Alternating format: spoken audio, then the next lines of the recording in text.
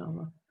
Thank you, everyone. And thank you to our guest speakers today. I'm going to just take a minute to introduce them, and I'll have them tell a little more about their background as well. We have Afshan Parlberg, who is an assistant research scholar with the Indiana University Lilly Family School of Philanthropy. She serves as the project director for the Ihsan Standard, a community engaged research and legal project of the Muslim Philanthropy Initiative. And then we also have with us today, Sana Salim, who is a visiting assistant clinical professor with the Indiana University Lilly Family School of Philanthropy. And I will just have them, as they begin, tell a little bit more about their background as they begin the presentation, inshallah. Welcome, everyone, and please begin. Assalamu alaikum, and thank you so much, Dr. Leila and Sisna, and to all of you for joining us today. We're really excited to be here, and we hope that this presentation is helpful and beneficial, inshallah, for all of you, and you gain knowledge being here today. Dr. Leila, is it okay if I share my screen? Got some slides I'm going to share here. You should be able to share. Okay. All right. Can you guys see that okay? Yes. Awesome. I know that some of you have shared your name and school in the chat, and as we're getting started today, if you're able to share the mission of your school, we'd love to just see what the missions of your school are as well. So feel free as we're chatting today if you can chat that in. But we're excited today to provide an overview of what nonprofit governance looks like and how that can help benefit your schools. We are going to cover a wide variety of information, so we're not able to go quite as deep, but we're hopeful that this is a good starting point and a starting conversation for what you can take back to your schools and to your communities. I'm going to let Sana share a little bit about the project, and then we'll kind of get started from there.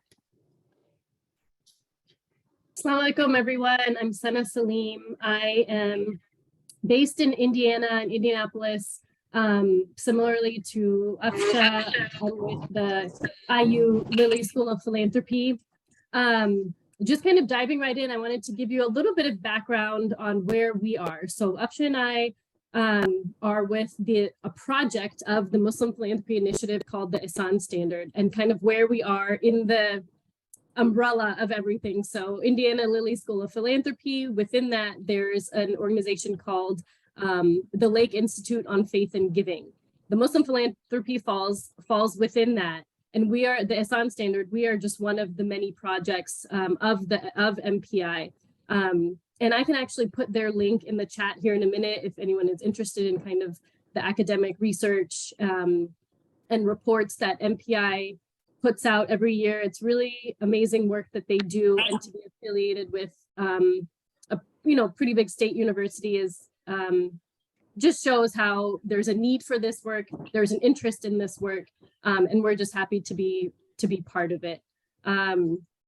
The kind of getting into some more details of what the Ihsan Standard, what we do, we kind of break it out into 3 prongs. So we provide legal screenings for nonprofits. It's confidential and it's free thanks to the generous funding of the MLFA, which is the Muslim Legal Fund of America. They're based in Dallas. I'm sure those of you from Garland and these areas have heard of MLFA. So they fund our work so that we can provide these pro bono legal screenings. Right now, we're offering them to clients in Texas and Indiana. That's where Afsha and I are licensed. And inshallah, we plan to roll it out to more jurisdictions, but for now it's Texas and Indiana.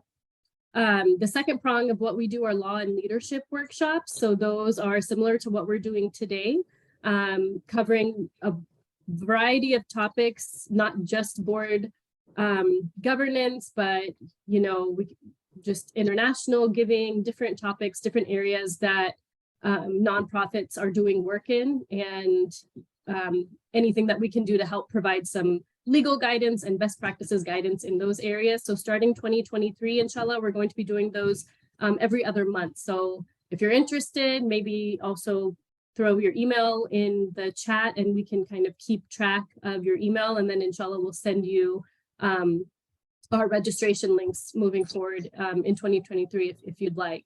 The third part of what the ISAN standard does is research. So participate in research and then learn. We'd like to get research and data and conduct surveys from the nonprofits that we're working with in order for a couple of reasons. One, to help the MPI side and help kind of that academic research and building on the research just of Muslim giving. And this all kind of started that after 9/11, there was just such a scrutiny of Muslim organizations and the money that was being sent abroad, and even money that is being kind of donated here locally. So I think there was an interest in understanding the philanthropy, understanding Muslim philanthropy, where it's going. I think some people saw it as discouraging, maybe that there was a little bit more of an IRS interest, but on the flip side, it provides just practical and disciplinary study for us to kind of think critically. We can do the interdisciplinary research, teaching, training, and that kind of thing. So that's kind of where our research comes in. This QR code, remind me, Afsha, where that QR code leads us. Is that to our website? Yeah, this takes us to our project. If you're Texas or Indiana based and want to explore a legal screening, you can use the QR code. Right. So feel free. This is one of those, for those who aren't familiar, you take your phone, you turn on your camera, and then it should bring up a yellow link on your phone, and it'll lead you directly to our ISAN standard website. If you have any colleagues in Texas or Indiana, please feel free to send them our website. We'd like to, as any good lawyer, I have to give a legal disclaimer that today's presentation includes general information. It does not constitute legal advice, nor does it create an attorney-client relationship between us and you. So that's my legal disclaimer. Afsha, you can give your any extra info if you want to. Sure. Instead of talking about myself, we're going to share these slides over after the presentation. But just to share, Sana and I are both heavily invested in our communities and in the Muslim community. We both have backgrounds in nonprofits from a legal perspective and from a community perspective. And we're excited to be here with you today for that purpose. And so I'll let Sana talk a little bit about what the hour and a half together will look like with some variation in timings. Sure, you guys can kind of skim through this. We're going to start with the presentation for, about 45 minutes. We're already a little bit cutting into that time, but no, there's no problem at all. We'd like to make this interactive. So we generally want to hear about your experience with your schools. So we have some hypotheticals and some, we'll kind of workshop with the hypotheticals. We'll break out for 5-8 minutes to kind of discuss what we've talked about. And then we'll have more discussion. Sorry, the break is 5 minutes, and then we'll have discussions in breakout room to discuss the presentation. And if how you can, we want to make this as practical as possible. So not only just giving you the information, but starting to apply that and just starting to kind of get the wheels turning to how you can take this now to your organizations and apply it to your organizations, inshallah. That's the goal. And then we'll close it out with some discussion and further questions. Our email addresses should be somewhere in the slides. I'm not sure if they're in that previous slide. If not, we'll add that to the chat as well. Or maybe Sister Layla can share that when she shares the video recording so that you can get in touch with us. If you have any follow-up questions, we'd love to hear from you, and hopefully, inshallah, we can answer. A couple of just general things for the next, hour and a half, hour and 15 minutes. As with any kind of group Zoom call, or if you're in a conference room, we just want to be mindful that we are all here together. We're all taking each other's time and space today. We are here. We want you guys to be present.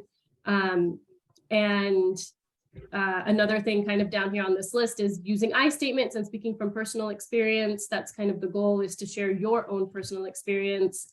You know, be cognizant of, we want you to feel free to speak for sure, but be cognizant of, I guess, you know, how much you're speaking and how much time you're taking. Things might get uncomfortable, but we welcome discomfort. We can disagree on things, but we don't ever want to shame or blame.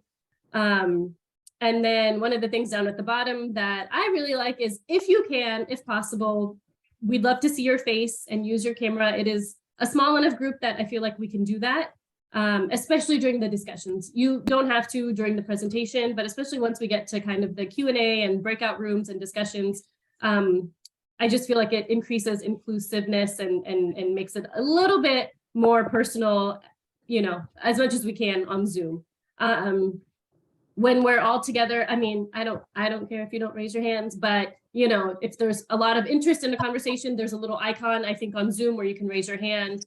And I'm really hoping this is a vibrant discussion, inshallah, and you guys can learn from each other and the school, you know, each other's schools, and kind of how things are working or not working with your schools, inshallah. So I will turn it back over to Afsha, and she'll kind of get started on the presentation portion. Awesome. Thank you. So we're going to dive in, and Sana and I are good at making up for time, so don't worry about the timings listed in here, but wanted to give everyone a quick pop quiz on a Saturday afternoon or morning. Can type your answers in the chat or just think them in your head, but got pictures of 3 different Islamic schools across North America and Canada and the US, and just curious to see what you think. How are they similar and what do they have in common? Oops. I don't think I shared any answers. I'll give everyone 30 seconds to think about their answers. And hint, it's related to today's topic, so.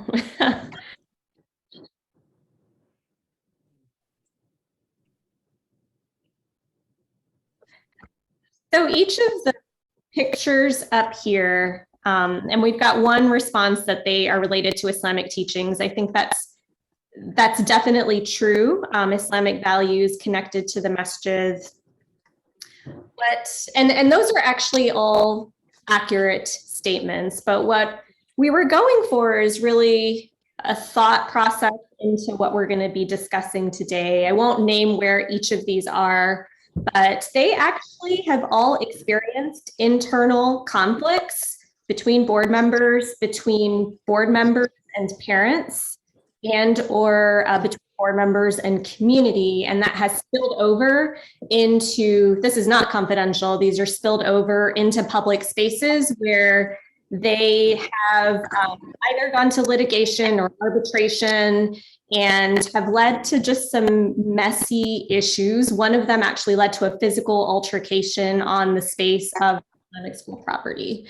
And just by show of hands, have any of you ever seen or heard of conflicts within boards or communities? Because I know that these are not the only ones out there, but they have spilled over into a very public and visible way. And what we're here today is to kind of think through how that could look differently for your organizations. Just another pop quiz, but you have not much time to respond. So first answer that comes to mind, what are the top reasons that religious organizations get sued or taken to court? These are some really good answers, and I agree, they do have beautiful buildings. I like what's coming up here in the chat. Some responses, is it property issues, not trained staffs? Conflicts can be healthy and are okay. Lack of professionalism. So these are the top 5 reasons that places of worship actually get sued.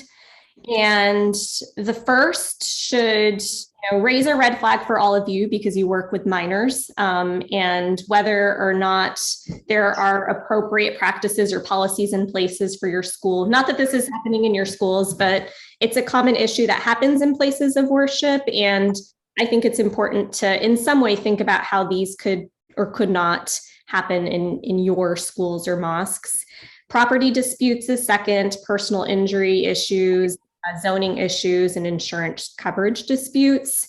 And what we're here today is to kind of think about, well, how do we prevent that? How can we have good leadership that is preventing preventable issues? And the good news is that good governance is a great way to prevent conflicts that spill over into these types of things. I agree with the comments that conflict can be healthy and conflict can be good. It can also be unhealthy if there's not good ways to manage that type of conflict. And we'll talk a little bit about that today. So what are the main duties of directors or trustees? There's 3 legal duties. These get codified into state statutes. So when you go to your state statute, you're not going to see it listed as duty of loyalty. You're going to actually see it in the nonprofit statute. But what you see here is duty of care, duty of loyalty, and duty of obedience. And we'll talk a little bit about what each of these. The primary overall responsibility in general of directors is strategic planning, organizational oversight, setting the mission, values, and purpose of the organization, and taking an active, vocal, and visible presence without, I should say, micromanaging in the day-to-day affairs of what has been delegated to staff or principals or executive directors. So there's different roles for board and for staff, but there is an important need for trustees and directors to pay attention and to actively govern what's happening, right? We see this as a verb, not as a noun. So when we talk about governance, think about it as like an active physical thing that is ongoing rather than something that sits on a shelf in a set of bylaws, okay? And these things involve things like selecting the CEO, thinking about preventing self-dealing, ensuring that the laws of your state and of the IRS are followed. So this is an example from the Indiana nonprofit statute. However, each state has its own statute. And these are the types of governing resources that you would look at if you were a board director trying to understand what are the laws and the rules that apply to our organization. So you've got the state statute, you've got the federal code. And then for your organization, you have your articles of incorporation, your bylaws, and your policies.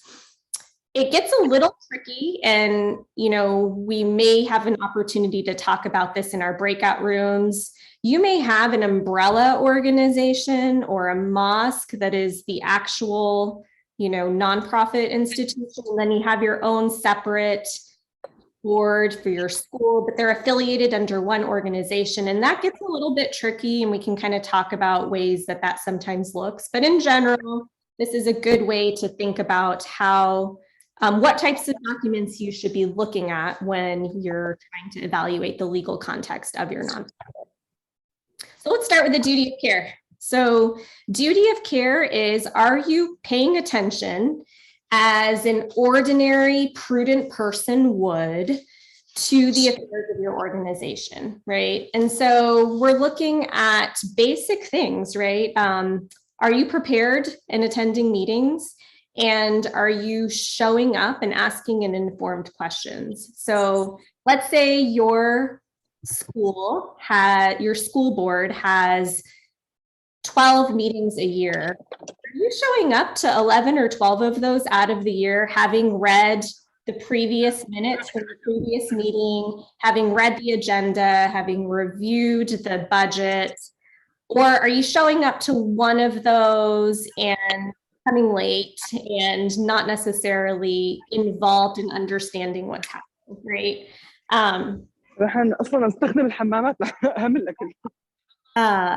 So we've got, this is where you're trying to act in good faith, right? And you don't have to do this all on your own. You may not have the expertise of a financial background, but you can rely on the expertise of lawyers, accountants to try to answer and make good, informed decisions that are in good faith.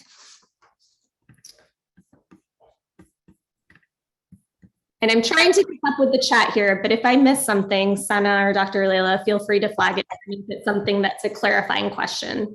We're going to watch a quick video here, but this is an example of what it means to be prepared for meetings. And I think in this hybrid world and in just a regular world, I think this is something I'm sure each of us has come across at least one. So let me share this video for, if nothing, a little bit of humor relief. Here we are.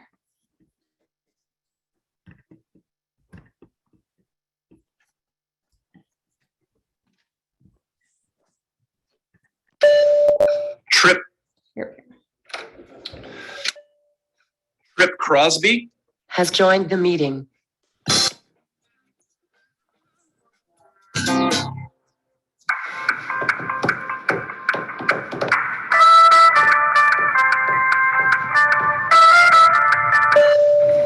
Beth has joined the meeting. Hello? Tyler? No, this is Beth from ICS. Oh, hey, Beth. How are you doing? Oh, good. Yeah, just making it, you know. Tyler? Has joined the meeting. All right, well, this is Trip. Who's here? Tyler's here. Beth's here. Okay, the purpose of today's meeting is to discuss the... Yeah, I'll be able to do it in like 30 minutes. John? Has joined the meeting. Hi, John. Hi. I was just trying to go over the purpose of today's meeting, which is to discuss the deliver... Tyler? Has joined the meeting. Sorry, guys, I got cut off. Is Paul here? Send him an invite. Put in your access code. No, that's your PIN number. It should be a 9-digit number. Try pressing the pound key. Paul. Has joined the meeting. Any questions before we move on? Yes, this is Beth. What's our best plan of attack for the second quarter? Question What we actually... should do. Oh, go ahead. Oh, well, I think Well, what we should do. It actually really depends on diversify. how you look at it, because the really really... Go ahead. Go ahead. Given sales, Well, we're at really- a- Let me just say that Okay. was a great graph, John. Tyler? Well, my main concern with the projections from last year was that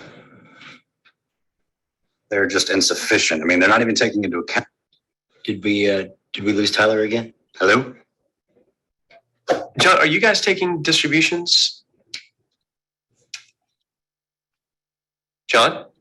Oh, my bad. I was on mute. Let me start over. So I've prepared a presentation. I'm sharing it with all of you. You should be able to see it on your screen right now. Got it. I don't see a link anywhere. It says I need to download a plugin. We are all using Macs, I'm assuming. Yeah. How can you? Financials are looking great. Paul, do you have any comments on staffing? I was thinking about that because we get a few more contractor types in. Hold on, I'm sorry. Rex, get down. I don't know. I feel like when I look at the numbers, type that up, then I don't. To me, staffing is a huge that? impact. Is that me? Is that me? That's not me. I don't think. I just want to go over a couple of details as we move into our next section here. We got 3 new departments coming on board. Break it up a little bit, guys. By the end of Q3. Grab So I need everyone to give me detailed evaluations each Sorry, month guys. so that we know. That's it, guys. Beth, you'll send out a recap email that could have basically taken the place of this whole meeting, correct? Yep, always do. Yeah, thanks for doing that, Beth. Dave, you've been here the whole time? Yeah. Huh. Well, thanks everyone once again. Oh, one more.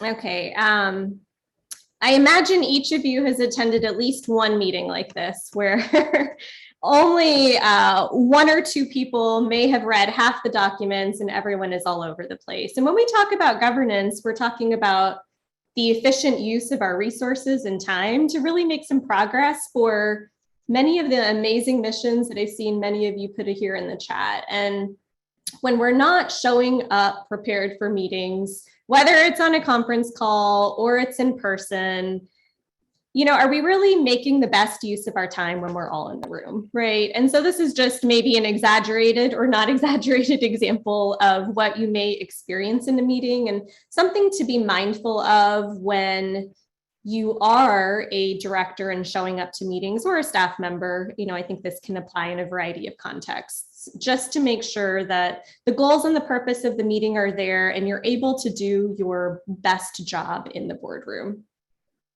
And you've got a lot of responsibilities, right? So risk, managing risk for your organization, thinking about the legal risks, thinking about the financial risks of whether or not you have enough financial resources for your organization. Do you have the personnel or a succession plan for your key personnel? Do you have the type of insurance that you might need to mitigate some of those responsibilities as well? So there's a lot that needs to be done in a small amount of time, and making the best use of your time is really important. We're going to get a little bit into some of these a little later, but I'm going to move on to the next slide and also just think a little more about financial oversight.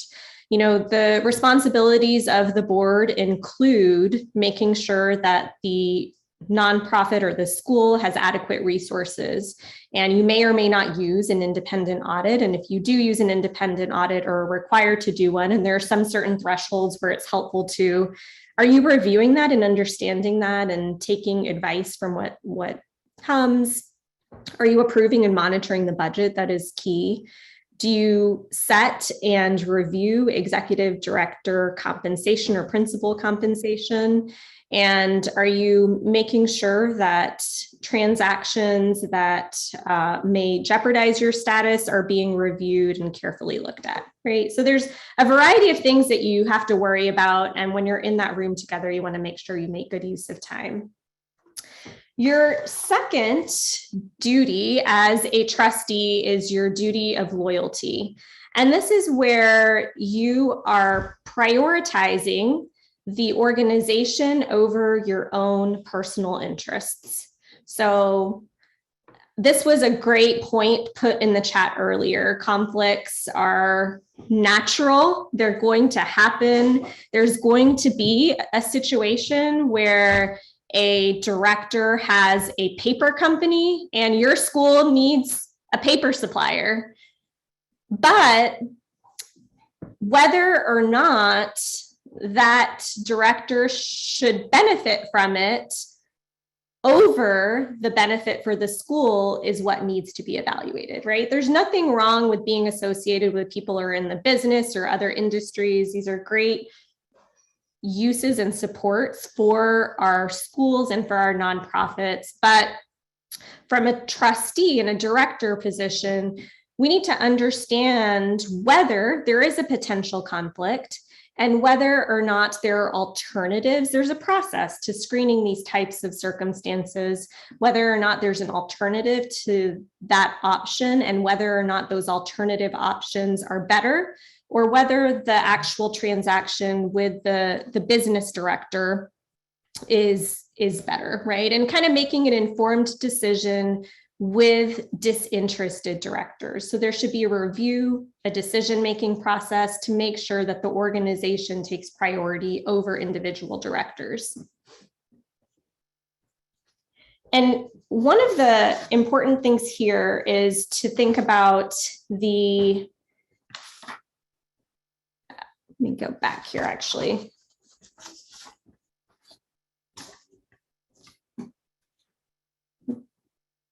Sorry.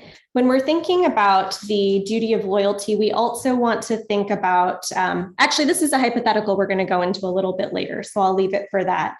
But what we're really looking at is the role of disinterested members in prioritizing the organization.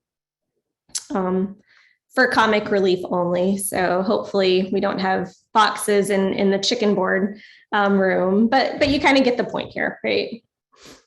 And the third duty that we have here is the duty of obedience, which is making sure that we're following the governing documents. So if we have in our bylaws that we're going to meet 6 times a year, are we actually following through with what we say in the bylaws?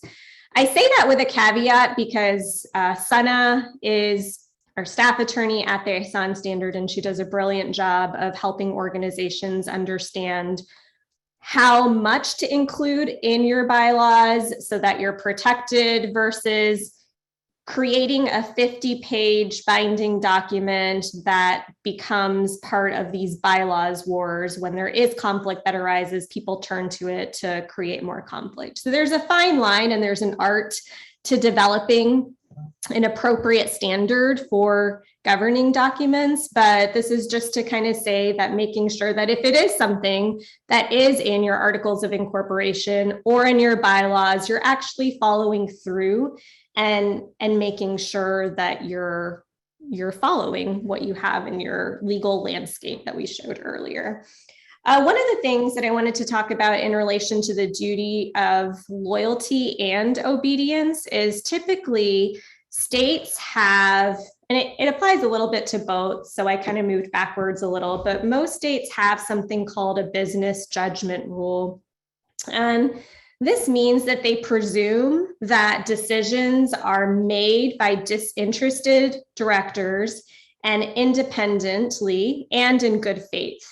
And they serve the best interest of the organization. But if we're not going through a process to make sure that we're evaluating or screening decisions that are being made in the boardroom, then the business judgment rule may not be a form of protection for your organization. And that can expose directors to private liability as well. Let me just take a look and see how we're doing on time. We're at 1:45, so I'm going to touch on a couple of these slides and move us ahead a little bit. But like I said, we can come back to this throughout that rest of the hour, and you'll have access to these slides afterward as well. These are just some important things to think about. What might be some practices, and you might be able to kind of resonate with one or two of these. Are there multiple governing bodies? I bring this up over and over because it's fairly common, I think, for Islamic schools to be associated with another organization and or for organizations to have multiple governing bodies. But there's only one governing body under the law. So we need to understand who that governing body is. And this may be a conversation that you take back to your school or to your mosque to really understand what the structure of your organization is. There's also sometimes not a great defined relationship between the board and the principal or the executive director. And what we do is we don't necessarily further our organization because we have micromanagement of day-to-day activities of what should the teachers be doing, but that's really a principal's job, right? So making sure that we've got enough to do and we have enough to go around, and we have these wonderful ways in which we want to benefit and support our communities with Islamic education. So if we can better define and clarify our roles, we're working together to ensure a mission rather than fulfilling one person's personal objectives. These are other additional ways in which you might see potential conflicts with tax-exempt laws. And these are just some ways to think about good governance practices. So clarity comes up over and over. A lot of this is just about, transparency, clarity, and thinking about the ways that these are communicated so people understand it. And also just ongoing trainings. The fact that you guys are here today is an opportunity for you guys to benefit and think about how this can benefit your schools. But are you doing board orientations for new board members? And do they understand clearly what those roles are? Are there ongoing reviews of your bylaws, of your conflict of interest policies? And when there is a conflict, is it actually disclosed, or is it just a written policy on a shelf and a form that people sign every year? So if you have these, are you actually using them and putting them into practice? This is just a slide that may have come up for many of you during the COVID-19 pandemic. And these are the types of things you might have had to address as a board or as a school during the COVID-19 pandemic. And there's a role and a strategy and a leadership to be vocal and thinking about how these parts of your leadership to the organization are helping to move the organization forward. we're going to move into some hypotheticals, and you guys are welcome to raise your hands and or, type some answers into the chat. But what we wanted to highlight here is some examples that might come up in a similar way for your organizations and how to think about them and how to analyze them. So I'm going to give you a minute to read this first one, but let's think about a school or a nonprofit that sets up a scholarship fund that supports only staff members' children. Is that okay? Are there any issues with doing something like that? And does anyone want to comment on whether they think there are any issues with doing that?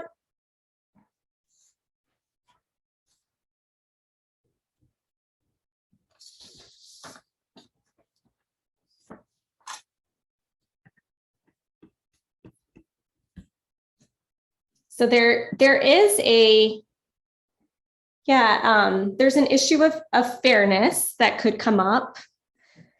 One is the perceptions of a community. Think about an Islamic school that's operating in a community and you're talking about scholarships just for the students of teachers. So one is like, are you actually promoting your mission in the community?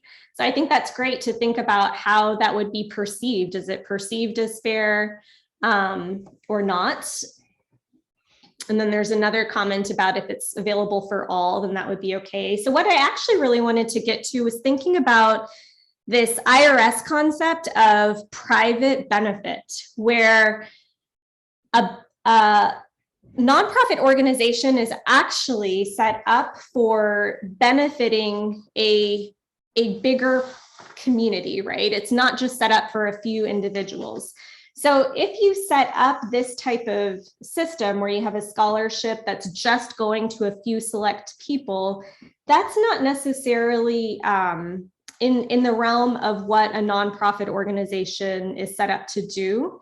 And it's not necessarily an absolute, but you do need to see if this is insubstantial or incidental to what the main services are that are provided. And so this kind of provides like a gray area in which to think about when you're setting up these types of programs. There's a private benefit IRS analysis that you would want to apply before rolling something out like this. The second example here is about CEO, or I'm going to say principal compensation. So I'm almost certain that this doesn't happen here. My mom was a Islamic school principal for many years, so I will be surprised if this is a scenario that comes up in the scope of principal compensation, but let's just say that it does, and it could come up in a variety of ways. But let's just say the school agrees to pay outside of the comparable salary that's determined a lavish living allowance. Lavish should be key. And that brings total compensation to compensation that is not comparable.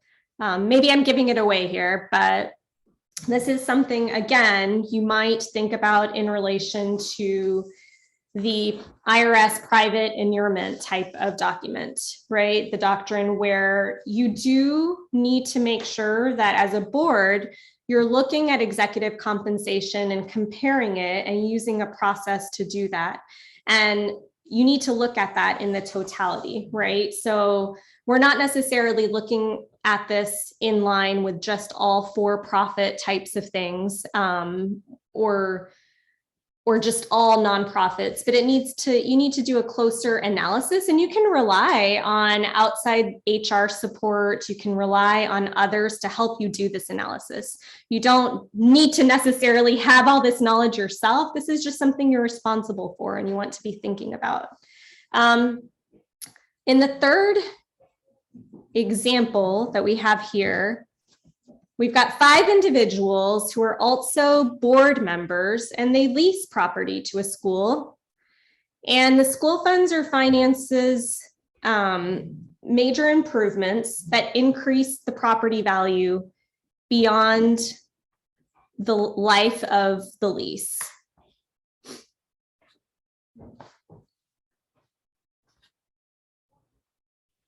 And again, this is, another thing that should be screened through your conflict of interest policy, because this again could fall into private inurement. And so we want to think about when we're seeing these types of things, they're normal, they're natural, but it's the job of the board to actively govern and think about what implications this could have within the legal landscape and whether or not this has any risks to your organization from that perspective. And so that's why these are being highlighted here. So you may think, okay, seems like these are all issues that raise some concerns and discussion, and that same type of thing would apply to this fourth example. You've got a service provider and they're engaged in a major project for your organization. And guess what? That company is owned by a relative of the board member.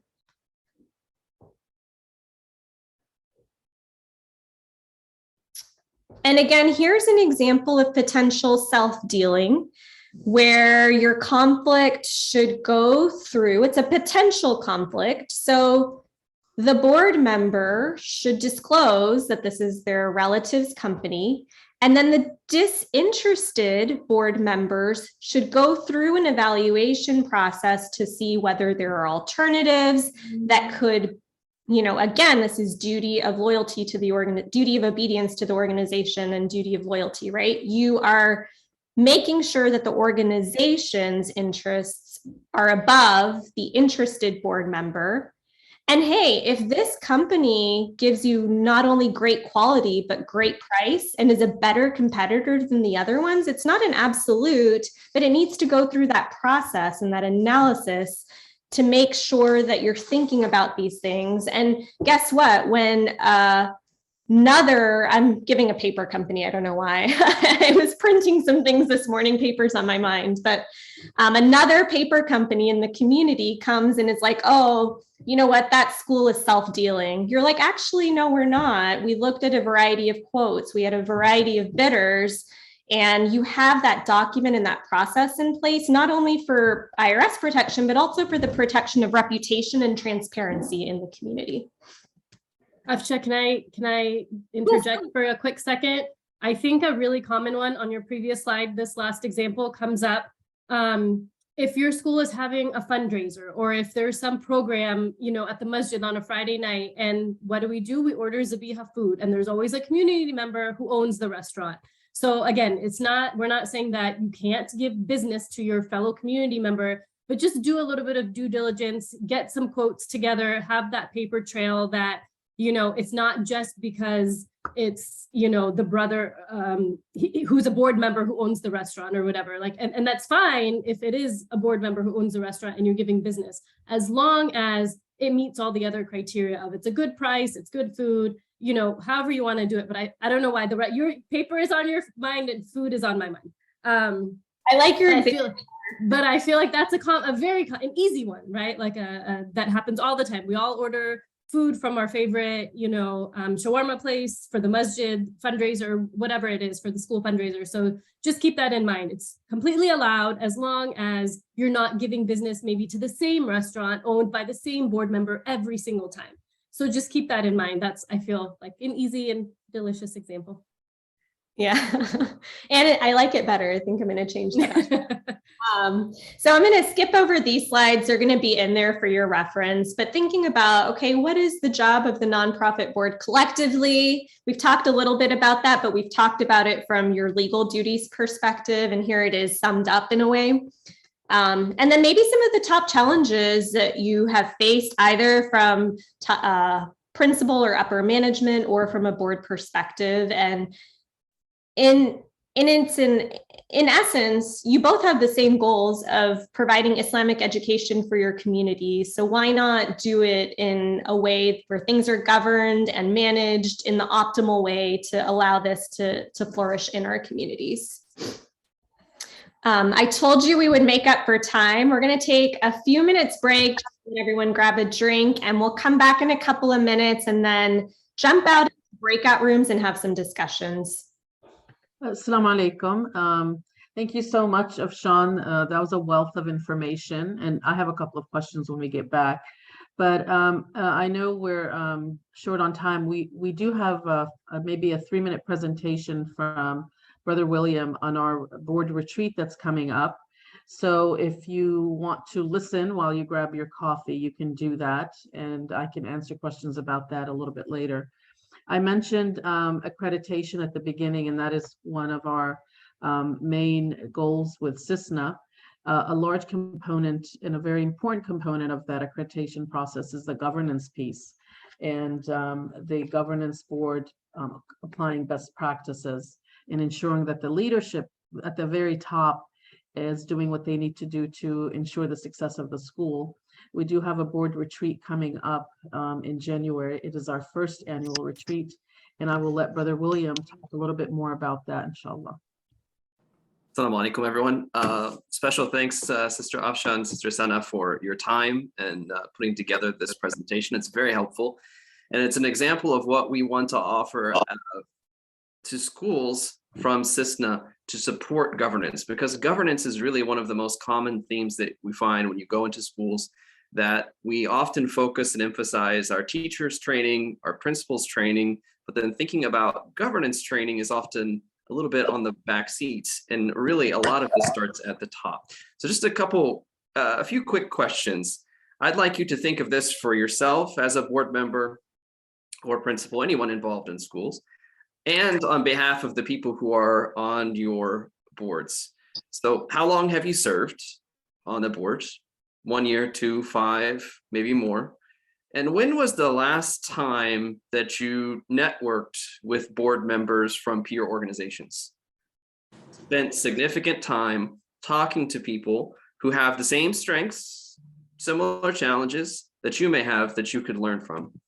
When was the last time, maybe besides today, that you experienced in-depth governance training, perhaps dedicating a weekend to learn and grow and become a better board member yourself, so you could greater impact your community? When was the last time that you had the opportunity to tour a state-of-the-art Islamic school campus? A brand new example of what many of our schools, inshallah, can be like in the near future. At CISNA, we are organizing our first board retreat. It's going to take place in January. I'll give some details about this. And we're really excited because we'll have CISNA board members present, but we'll also have an amazing team from an organization called Connect for More in Tampa, Florida. That's led by Liz Wooten-Reschke and her team. And this is a team of board consultants, nonprofit board consultants, and most of them have experience working with nonprofit organizations in schools. That's where they focus on. And during a 2-day opportunity, it's Friday, Saturday, and Sunday, we're going to have an opportunity to engage in a series of trainings. We also have, as I'm sure maybe Afshan, Sana, you may be familiar with, Dr. Shadiq Siddiqui, who is going to join us as well. And he is going to be focusing on the fundraising aspect, right? How to have essentially how the best ways to get funds, endowments to support your school. Other awesome topics are going to include roles and responsibilities of board members and school leadership. What are the differences? Where is their overlap? How to build and sustain an effective board. It's not just about having elections, but how are you constantly seeking new talent, right, to make that sustainable? Hiring and evaluating the school principal, chief executive, strategic planning, and as we mentioned, the fundraising best practices. Another opportunity that is very exciting is in between, obviously there are lunches, breakfasts, times to sit and do informal and formal networking. We're also working with other schools in the area to provide bonfire events where you can actually go with other board members, sit around in an informal way, and really talk about, learn from each other, develop those relationships so that you can share resources so that we can make our schools stronger. I mentioned the school tour. This is going to take place in Tampa. So many of you have heard about American Youth Academy.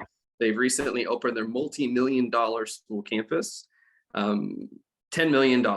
Yeah, I've visited many times, but I saw the old campus and I'm really excited to go visit and see what the new campus looks like. So there'll be a dinner event there, a tour, opportunity to talk to board members and school leadership about how they made this happen so that we ourselves can learn these valuable lessons and make the same, inshallah, happen for our communities. So the event, the information is here. You may have seen the flyer, but I want you to look at it more closely now. So it's going to take place in Tampa, Florida. It's going to take place, sorry, I got everything kind of blocked off here, from January 20th to 22nd, 2023. And this is designed in particular for board members. It may be a question. I know some people here are principals. If there are spaces available, we've talked about the opportunity opening it up for school leadership too. It's primarily for board members, and we have a very limited capacity on purpose because we want to make sure that we have high quality, engaging experience for everyone. So there are the topics that are there. And the last bit before I finish here is how to register. You can visit our website, cisnausa.org. It's the first thing that's going to pop up on the homepage, but here is the direct link. It is important to register as soon as possible. Right now, we have about 15 hotel rooms remaining for that.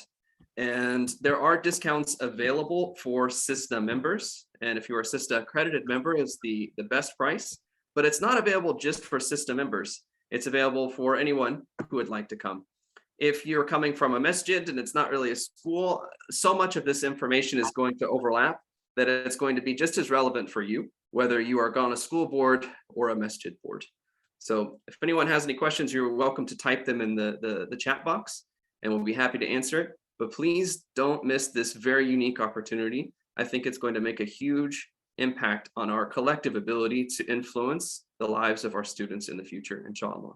Thank you very much. Jazakallah khair, Brother William. And we will have time to address any questions about the retreat at the end. Sister Azra has added the links to the registration in the chat. So if you'd like to click on that just to save it. And it is, I think, we learned very quickly when in the pandemic as school leaders, as principals, that we really needed each other. We really needed to network and share experiences and help each other get through this. And it really made our schools better. And we want that same opportunity for board members. We know that there hasn't been an opportunity for board members to do that. And it is really important. We're doing some of that today, but this is an entire weekend to really get to know other people around the country who are doing the same work. So thank you so much, Brother William. And we hope to see some of you in Tampa in January. And I will turn it back to Afshan. Oh, thank you, Dr. Leila. And absolutely agree. Today, we're really just touching the surface, but this retreat sounds amazing. And I've served on many boards in many different organizations. And I can't underscore, not just from a legal perspective, but in terms of really elevating your presence in community, how good governance can make such an important difference. I know we're here today to really emphasize the legal aspect of it, but it touches every aspect of your organization, from ensuring good funds, which I know is often top of mind for many that are serving on a board, and to have a whole weekend dedicated to really thinking about this issue is amazing. And I'd really highly encourage you to consider joining and signing up if you haven't already. And Dr. Siddiqui is actually the director for the Muslim Philanthropy Initiative. So we work together. This is, well, I'm going to go ahead and answer one final question and then hand it over to Dr. Leila to close us out. And I'm also going to share my screen again, just to have anyone that would like to take an optional survey, this feedback on today's session through future sessions. We'd love your feedback. But we had a really great question that I think is a really closing question for us to chat about. And that is, how do we engage board members that may not be interested or are slightly disinterested and just not exercising the duty of care that they should? And there's discrepancy between board directors. Some are highly, highly engaged and others are more of a ceremonial name. And how do we change that? And I think the answer is not over. I think it's by changing and adopting a structure and a practice. Like I said in the beginning, governance is an action. It's a verb. And it requires ongoing activity. And that may mean that between now and your next election cycle, you implement a few things so that during the next election cycle, you're starting to build in these more routine governance practices, and you're recruiting individuals who understand that those are their expectations. So there may be a job description for a board trustee or a board director. And as they're going through an interview process, they realize it doesn't have to be an extensive thing, but there's clear-cut understanding of what those expectations are. And then, as I also mentioned in our small group discussion, it's really important to onboard your new directors through like a board orientation, whether that's in 1 or 2 parts. And again, you're re-emphasizing the expectations, maybe having them have a board buddy, maybe one of those active board members, so that they're excited and enthusiastic. And now they have some tangible ways in which they know they should be participating. So I think it's a shift, and it's not an overnight on and off switch, but a switch to the way that we run our organizations that can take a few rounds and will continue to be active practice. And I'm excited to see that there's interest in our academic schools in adopting those types of practices. I have this last slide up here. This QR code is a survey. So it's not the same QR code in the beginning, but if you want and are able to take a picture and participate in this, I think it's just like 2 or 3 questions, a brief survey to give us feedback on today.